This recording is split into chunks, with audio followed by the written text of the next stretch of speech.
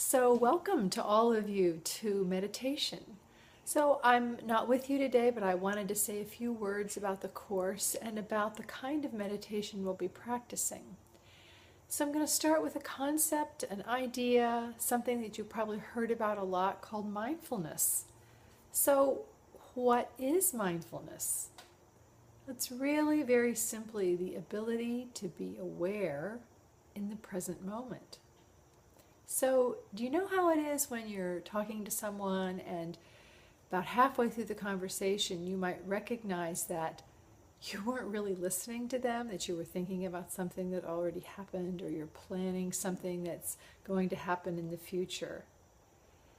And when this kind of thing happens, we can see that we're not really present. And we can start to feel kind of disconnected and kind of like we're living our life on autopilot. So one of the things that we're going to discover through the practices that we're going to do from week to week is that the mind is constantly producing thoughts, and this isn't a problem. So by noticing what these thoughts are, without trying to change them, without really worrying about them, what they may mean, this is what mindfulness is actually, what it actually means. So again, mindfulness means being aware of what's happening from moment to moment without trying to control the experience. And this is kind of revolutionary because so much of our lives seems to be about getting things to be just the way we want them to be, memorizing things and making sure that things turn out that lines up with our expectations. And we can find that by practicing mindfulness, we can learn to be more awake and present in our lives. And then this can let us move beyond needing things to be a certain way or moving beyond how we think things should be or how we wish them to be in order to see how things actually are. And the more we can do this kind of work and practice, we can learn to separate ourselves from unskillful habits that may not be helpful for us, like eating when we're stressed or having the same argument over and over with a family member, or in the business world applying a solution that's kind of outdated to a new business problem. Mindfulness can also help us to recognize that our experiences don't have to define us. And what I mean by that is you can be angry and you don't have to say, I'm an angry person. It's a huge, huge shift. So mindfulness training, what we're going to be engaging in through these practices of meditation, is especially important as these number of distractions that are coming at us so quickly, our phones and the computer and all these applications and games and things, this technology explosion is just going to continue. So when there are so many distractions, it's really easy to get into the habit of trying to do more than one thing at a time. And studies actually show that this kind of behavior, this multitasking behavior, can actually reduce performance. It can raise stress levels, and it can even result in premature aging, which sounds like a bummer to me. So mindfulness training can help us to increase our ability to prioritize, to focus, and to move our attention among and between tasks, which then can really allow us to accomplish more while actually doing less. You might be interested to know that there are many corporations, some of them including Apple, Google, General Mills. They now have mindfulness programs that are in place in these corporations to support their employees as they manage stress, improve their health, and enhance their creativity and decision making and even their leadership skills. Many of us really like proof before we buy into things. And the great thing about mindfulness and meditation in this time is that these brain scans, the ones that are called functional MRIs, fMRI, can actually show changes in gray matter in the brain when people have done really brief meditation courses up to 8 weeks long. The changes in the brain areas that are really interesting for us as students and for others too, the prefrontal cortex, this area up here, seems to increase in size and function. Also the hippocampus, and another area called the insula.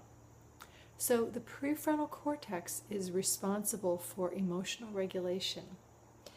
And the hippocampus has to do with short-term and long-term memories.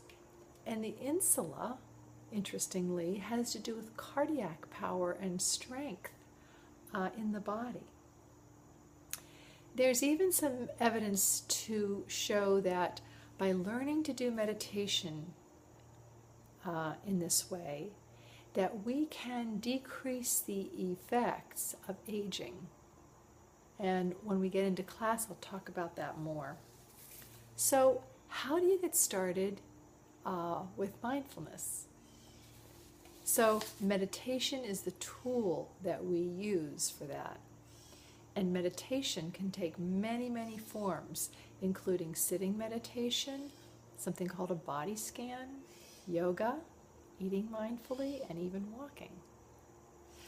So, mindfulness meditation will take our attention to a particular object for a set period of time. And we can use the breath, which comes and goes in the body, and the body itself as our objects of attention. And these objects, like the breath, like physical sensations in the body, can serve as like an anchor, a place for the attention to rest and to come back to when it inevitably wanders away. Sometimes people may think that meditating properly or doing it right means that all thoughts are cleared from the mind. And this is a myth, because actually it's not even possible to do that. We're not trying to escape our thoughts. We're not trying to control them. We're just seeing that when we focus our attention on an object, that pretty quickly the mind wanders right off, and we recognize it happens, and it happens whether you're new at meditation or whether you've been doing it for years.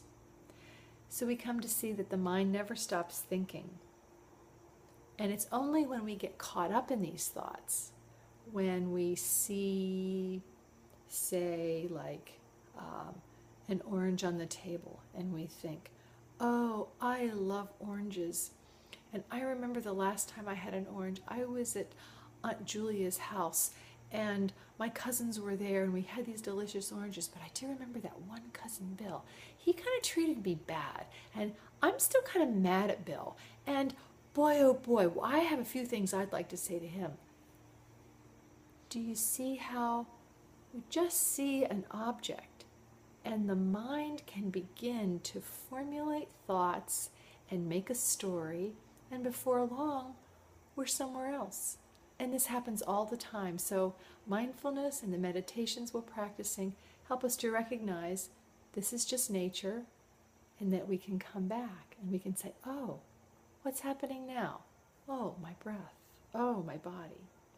So by witnessing these thoughts, allowing them to pass, and then returning to our chosen object, we build this muscle of concentration and mindfulness.